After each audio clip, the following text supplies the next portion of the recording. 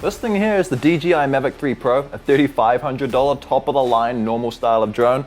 This here, on the other hand, is the iFlight Nazgul Evoke, which happens to be a $900 pre-built FPV drone. And well, today I'm putting them in a head-to-head battle to find out which one's actually better. Now, I get it. You might be thinking, bruh, this is like comparing apples to oranges. These are two completely different types of drones in two wildly different price brackets with two insanely different sets of features. And well, yeah, you aren't actually entirely wrong, but I can help iron out that pricing issue that you might have. If we take the DJI Mavic 3 Pro here and add the controller that's needed to it, you're looking at about $3,800. Grab the Nazgul Evoke, however, add on the TX16S controller, a few batteries, the GoPro, and the goggles, and suddenly we have a setup that is about $3,400, which is only $400 shy of the Mavic. So, price-wise, we're on a fairly even playing field, but it's the features and the styles of flying that's really going to actually set these drones apart. Speaking of which, let's run through each of the unique features of both of these drones. The Mavic here boasts a flagship gimbaled 3-camera setup,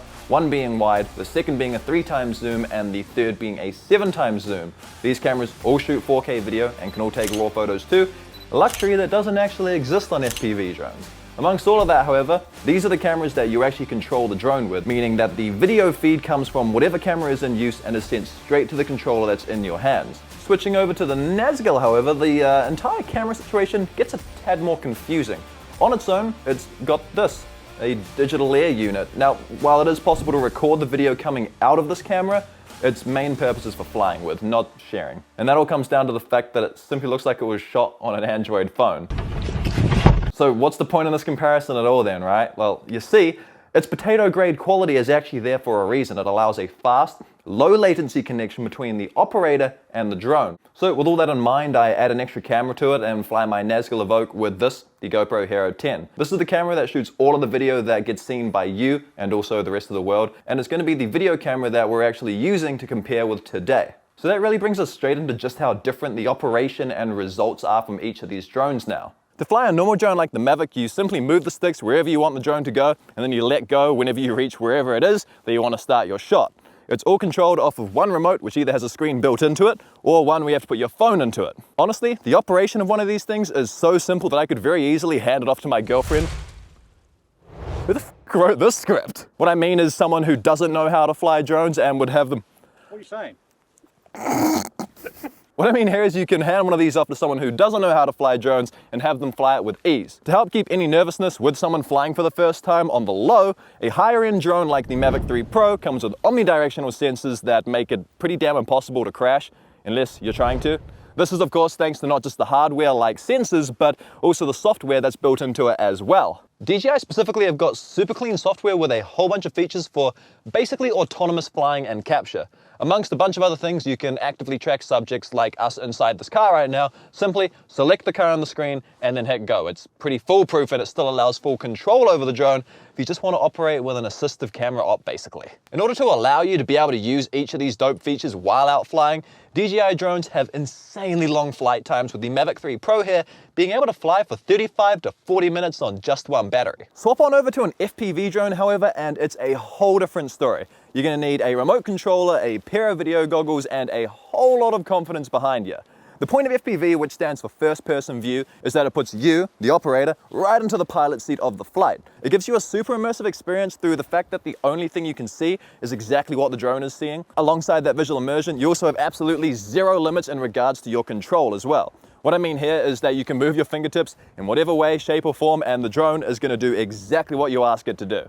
Now, this could for sure be seen as a good thing or a bad thing for a few reasons, which we'll get to soon. The basis of it though is that you can flip it, roll it, cut all power, drop it from the skies, legit, whatever you want to do, you can probably do. Perhaps the second biggest change, however, is the software. The best features that FPV drones have got is basically a dodgy return to home function, and that's something that I do not trust.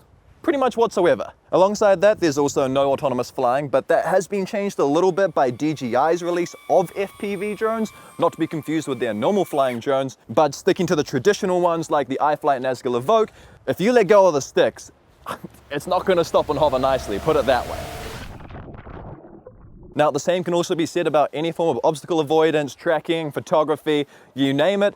It probably doesn't have it. FPV drones at the bones are flying machines that can hold a separate camera that, allows you to fly immersively either for fun or just to get unique footage. These two methods of controlling and flying the drones amount to completely different results, where FPV can allow for close proximity flying at speed, precise maneuvers through gaps, and just all around a whole lot more control, whereas normal drones offer the ability to basically become a helicopter with 3 different camera options. Like, you're way more able to achieve those classic cinematic shots and replicate more of what you see in movies with those 3 cameras than if you were to use FPV. Now, both these systems, of course, produce completely different results, but these results also produce a couple of different pros and cons for each of them. You see, FPV can honestly be a complete pain in the ass. Actually, no, scratch that, FPV is a complete pain in the ass. For a simple day out flying, you need to pack the drone batteries, spare props, prop tool, goggles battery, controller module, GoPro battery, GoPro ND filters, and an SD card.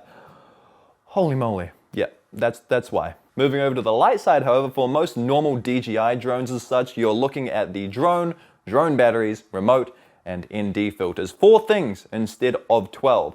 Literally a quarter of the amount. That means packing it into a bag is so much easier, and forgetting essential flight equipment is also a whole lot harder to do.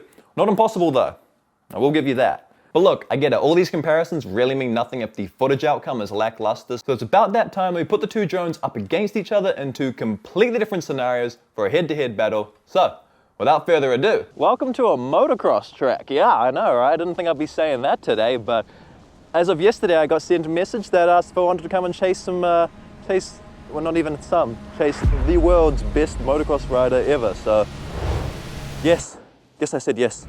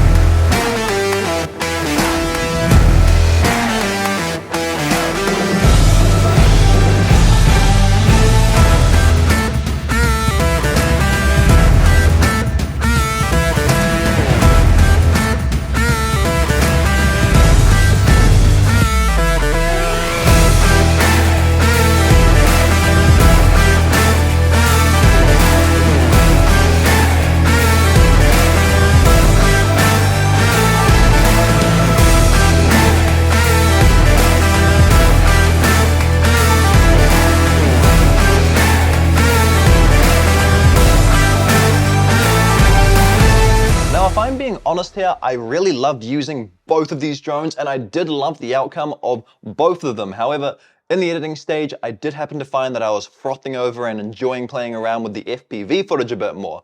Whether the same is actually going to be able to be said about our second location, however, that I'm not too sure about. We're going from this high-speed action chase scene to more of a slow, scenic, and cinematic scene. It's a complete contrasting situation where everything was actually contrasting, including the weather. But without spoiling too much, my mate Jason took to piloting the Mavic 3 Pro, and I focused on piloting my FPV drone. So let's change the pace up a little bit and go for something with a bit more of a cinematic vibe.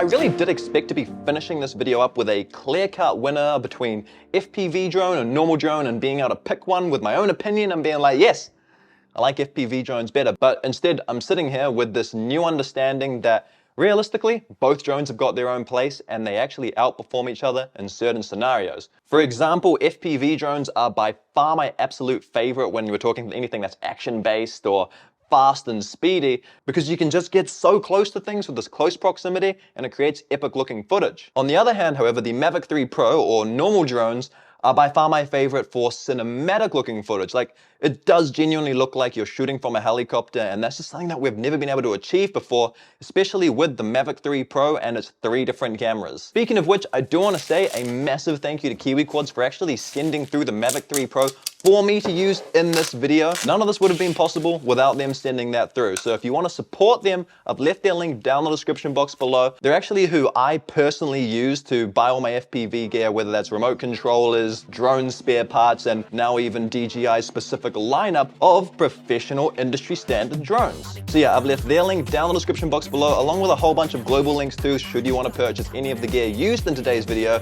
Speaking of gear too, this video here, I made this last week, and goddamn, if you're a gearhead like me, you're gonna love it. So yeah, go watch it.